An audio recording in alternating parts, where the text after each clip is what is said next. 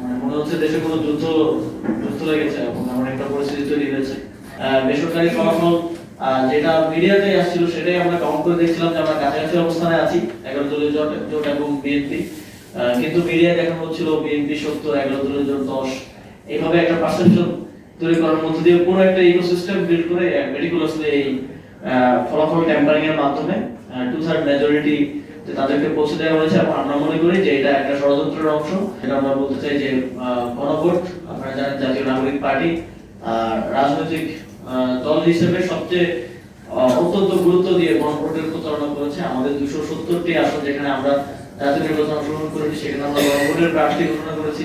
আমরা সারা দেশে গিয়েছি, আমরা নির্বাচনের ক্যাম্পেইনের পাশাপাশি গণভোটের ক্যাম্পেইন করেছি এবং আরো অনেকে গণভোটের ক্যাম্পেইন করেছে। আমরা বিএনপিকে দেখেছি তারা অফিসিয়ালি গণভোটের কথা বললেও নির্বাচনের দিন আমরা দেখেছি তাদের এজেন্টরা দাঁড়িয়ে দাঁড়িয়ে না ভোট দেওয়ার জন্য কিভাবে প্রচারণা করেছে। আপনাদের মিডিয়ার মাধ্যমে আমরা দেখতে পেয়েছি যে আসলে গণভোটের হ্যাঁ ভোটের যে বক্তব্য তারা উচ্চ পর্যায়ে থেকে দিয়েছিল সেগুলো আসলে আইওয়াস ছিল। মাঠ পর্যায়ে তারা না ভোটের ক্যাম্পেইন করেছে, কিন্তু এই এত ষড়যন্ত্র করেও আসলে না ভোটকে বিজয়ী করতে তারা সক্ষম হয়নি। আওয়ামী লীগও না ভোটের পক্ষে অবস্থান নিয়েছে, তারা প্রচারণা করছে, কিন্তু তারা না ভোটকে বিজয়ী করতে সক্ষম হয়নি। এবং গণভোটে প্রায় 68% হ্যাঁ ভোটে পক্ষে জনগণ রায় দিয়েছে এবং হ্যাঁ ভোট বিজয়ী হয়েছে।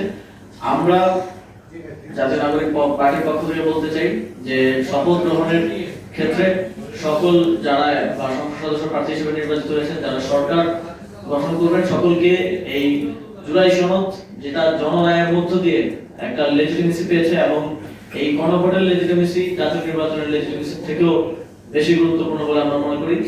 এই তাদের অঙ্গীকার করে সংসদে পা রাখতে হবে যে তারা এই জুলাই সনদ বাস্তবায়ন করবে এবং গণভোটে জনগণ যে রায় দিয়েছে সেই রায়ের প্রতি সম্মান দেখাবে এবং দ্রুত সময়ের মধ্যে বাউন্ড টাইমের মধ্যে সেটা বাস্তবায়ন করবে।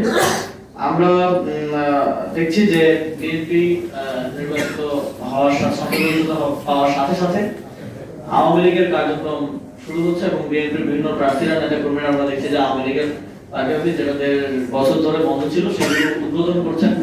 আমরা স্পষ্টভাবে বোঝা যায় যে আওয়ামী লীগের সাথে এক ধরনের গোপন আন্ডারস্ট্যান্ডিং এবং আঘাতের মধ্য দিয়ে তারা নির্বাচনে জয়লাভ করতে পেরেছেন। যেহেতু আমাদের কাছে প্রাপ্ত এখনকার তথ্য অনুযায়ী আমরা খুব বেশি পার্থক্য 11 দলীয় জোট এবং বিএনপি প্রাপ্ত ভোটের মধ্যে নেই, সেটা আপনারা জানেন।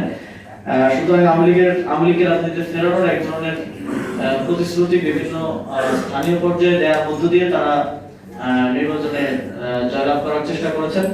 এবং আমরা খুব স্পষ্টভাবে বলতে চাই আওয়ামী লীগের কার্যক্রম বাংলাদেশে নিষিদ্ধ আছে আইনগতভাবে এবং এই অবস্থায় যারা হচ্ছে ঘোষণা দিয়ে কিংবা মিডিয়ার সামনে এসে আওয়ামী লীগের অফিস উদ্বোধন করছেন তাদের বিরুদ্ধে আইনগত ব্যবস্থা নেওয়া প্রয়োজন এবং আইন অনুযায়ী তাদের বিরুদ্ধে ব্যবস্থা গ্রহণ করার আমরা দাবি জানাচ্ছি।